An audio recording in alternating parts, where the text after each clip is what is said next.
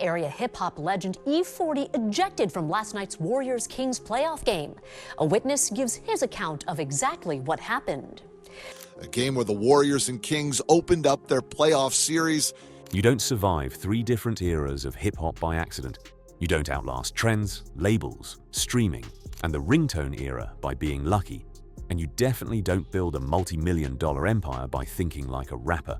You do it by thinking like a CEO who just happens to rap. Behind a quiet gate in Danville sits a mansion that wasn't bought to impress anyone. It was bought to compound. In the garage, the cars aren't screaming for attention. They're whispering ownership. On store shelves across America, bottles with the E40 name move every single day, whether he drops a song or not. That's the difference. This isn't fast money. This is forever money. And it all starts in a place that looked nothing like success. Vallejo, California. When the Mare Island Naval Base slowed down, the entire city felt the shockwave. Jobs disappeared, crime climbed, and stability became a luxury item. Inside Earl Stevens' home, his parents split when he was 8, leaving his mother to raise 3 kids on hustle and sacrifice. No business mentors, no investment playbooks, just one reality stamped into his brain early. When you don't have money, you don't have choices. And that, right there, created the E40 mindset. Because when hip-hop entered his life, it didn't arrive as a dream. It arrived as a revenue stream. At around 12 years old, hearing rappers' delight wasn't a "I want to be famous" moment. It was, wait, this pays. While everybody else was trying to look like rappers, E40 and his family were moving like distributors, recording tapes, duplicating them, and selling them hand to hand in their neighborhood. Cash. Product. Repeat. No middleman, no permission, no percentage lost. And this is where the story flips. Because most artists spend their early careers trying to get in the system. E40 built his own Stick With It records. The Click. Independent releases in an era where independence basically meant invisibility. But then something happened that the industry was not ready for. An independent Vallejo project landed on the Billboard charts. That wasn't just a win. That was a warning shot. Because it proved you didn't need the machine if you understood structure, ownership, and consistency. And here's the transition that changes everything. Most rappers chase one big moment. E40 built a model that could survive without one. So when the major label deal finally came, he didn't walk in like an artist hoping to be chosen. He walked in like a business already making money. Advance? Yes. Creative control? Still his. Masters? Mostly his. That's not a deal. That's a power move. And while other artists were celebrating plaques by buying jewelry that loses value the second you leave the store, E40 started moving differently. Because the real wealth in his empire didn't come from the stage, it came from what he did with the money after the stage. We're talking early tech investments before Silicon Valley became a rapper buzzword, franchise deals that pay him whether he tours or not, and a wine brand that quietly turned him into one of hip-hop's most consistent cash generators. And the craziest part, he did it without the loud billionaire marketing campaign. Up next, we open the business vault, the Microsoft investment, the Wingstop play, and the alcohol empire that sells every single day of the year. Because this is where E40 stops being a rap legend and becomes a wealth architect. Here's where the story stops sounding like a rap biography and starts reading like a masterclass in quiet wealth. Because while the industry was arguing about who had the biggest chain, E40 was buying something way more important, cash flow that doesn't need applause. Let's start with one of the most low-key power moves in hip-hop history, the early investment in Microsoft. Not a sneaker deal, not a brand partnership, not a limited-time collab, actual stock. Long before rappers were dropping the word equity in interviews like it was a new ad-lib, E40 put money into tech, and then did something most people physically cannot do. He left it alone. No Instagram announcement, no motivational speech, just compound growth quietly turning patience into profit. And that sets up the real theme of this empire. E40 doesn't chase fast money. He builds slow engines that run forever, which brings us to franchising. Because music money is loud, but franchise money, that's a direct deposit that shows up like it pays rent there. Wingstop. Not glamorous, not headline-grabbing, but consistent, scalable, and built for longevity. And here's the transition that flips the entire mogul conversation. Most artists use their fame to look rich. F40 used his fame to build businesses that make him rich even when nobody is looking. Some ventures didn't work. Fatburger, the nightclub. But that's actually part of the genius. He exited fast. No emotional attachment. No ego investing. No throwing good money after bad just to save face. That right there. That's CEO behavior. And then came the move that changed everything. Not a record. Not a tour. Not a viral moment. Wine. And on paper, it sounds almost too simple. But in reality, it's one of the smartest cultural business plays ever executed, because E40 didn't try to sell luxury to people pretending to be rich. He sold lifestyle to people who already understood the culture. Mango Moscato. Sweet, strong, recognizable, affordable. Translation: not something you buy once for a celebration. Something you buy every weekend.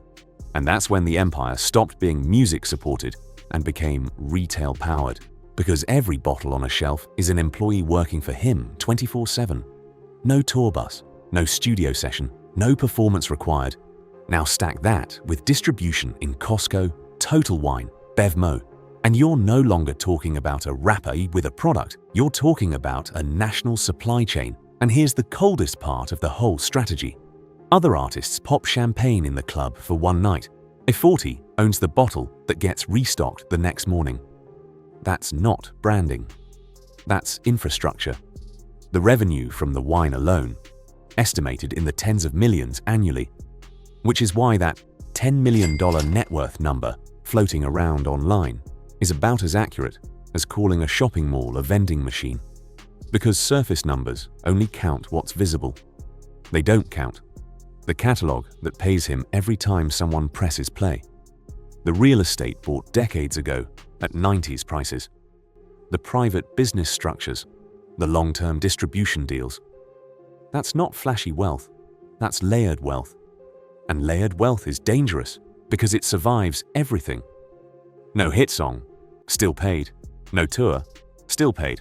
No interviews, still paid. Which leads perfectly into the next level of the empire. Because once the passive income is secured, the mansion hits different. The cars hit different. The lifestyle hits different. Because now it's not funded by hype, it's funded by assets. Now that the income runs on autopilot, the lifestyle stops being a flex and starts being a case study. Because E40 didn't upgrade houses every time a new check cleared. He made one move and let time do all the heavy lifting. Back in 1996, while the rap game was measuring success in chains per square inch, he quietly bought a 1-acre property in Danville for about $625,000.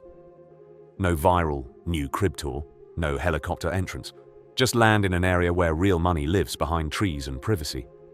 Then he built a 7,200 square foot mansion on top of it, 5 bedrooms, resort-style pool, custom backyard, private basketball court, the kind of place designed for living, not live streaming. And here's the part most people miss. He never sold it, never flipped it, never upgraded. He let time turn it into a $4 to $5 million asset. That's the E40 formula in real estate. Buy once, buy right, hold forever. And that transitions us perfectly. Because sitting next to that mansion is a garage that tells you everything about how he thinks. This isn't a parking space. This is a rolling timeline of wealth and culture.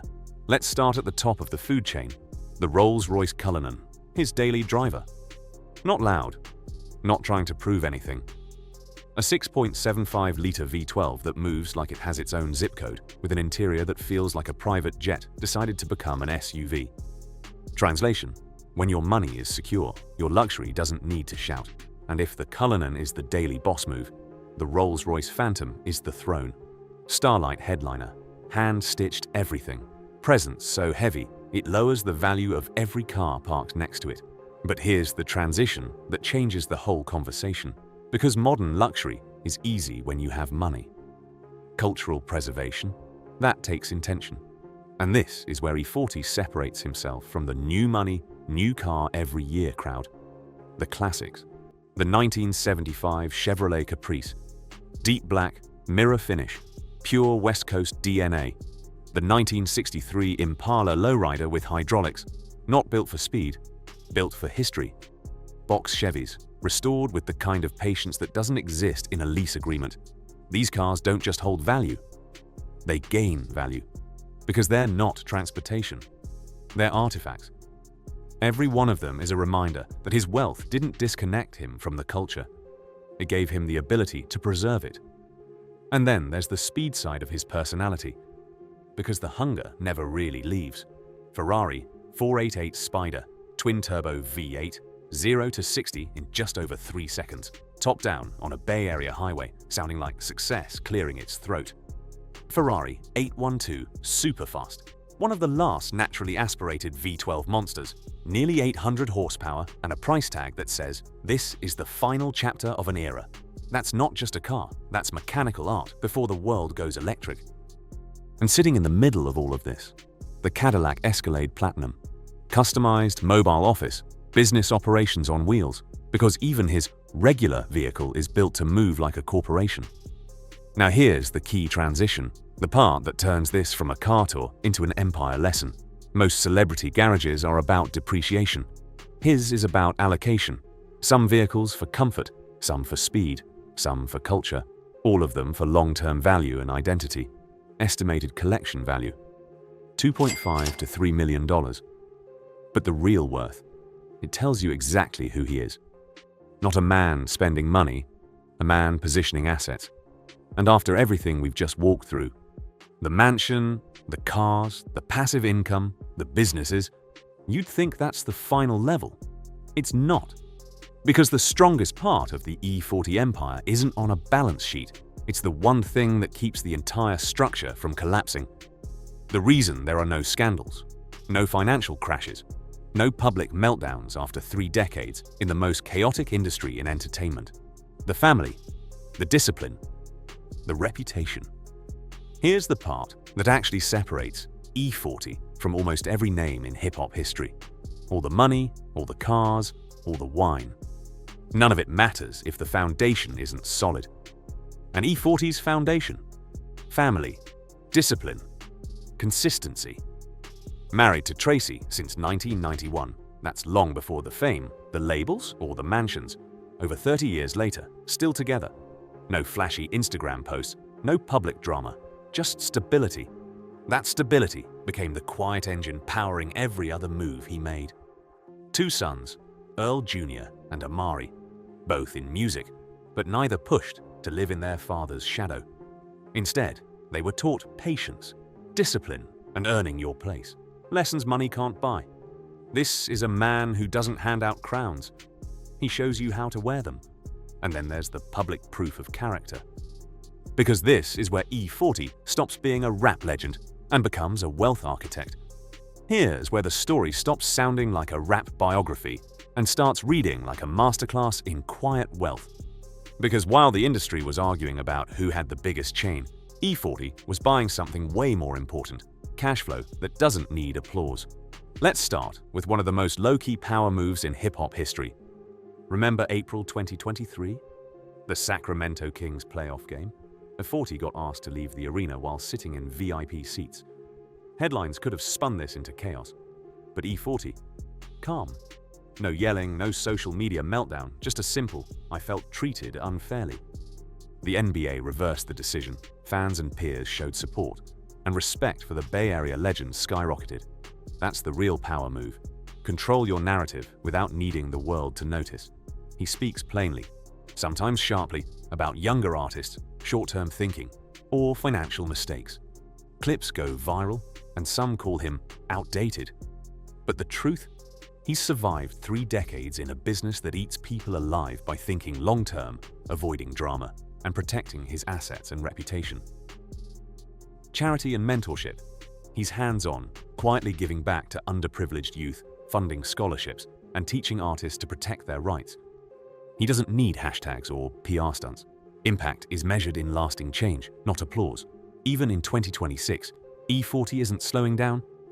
New singles, collaborations, anniversary performances, international media appearances. The name still streams strong. The influence still grows. While others coast on past hits, he's creating new relevance, proving that longevity is the ultimate flex. So what's the real takeaway from E40's empire? It's not just the mansion, not just the Ferrari, not just the wine on shelves from coast to coast. It's the mindset. Build assets, not just income. Invest early and smart. Protect what matters most: family, reputation, culture. Think 30 years ahead, not 30 minutes. That's how you survive, thrive, and turn an independent hustle into a multi-million-dollar legacy that still grows quietly behind gates, inside garages, and across store shelves. And if you want to keep uncovering the real stories behind the culture, the wealth, and the legends, make sure you hit like, subscribe, and turn on that notification bell. Because the next empire we dive into might just change the way you think about success. E40 didn't just build a career, he built a blueprint. And now, it's yours to study.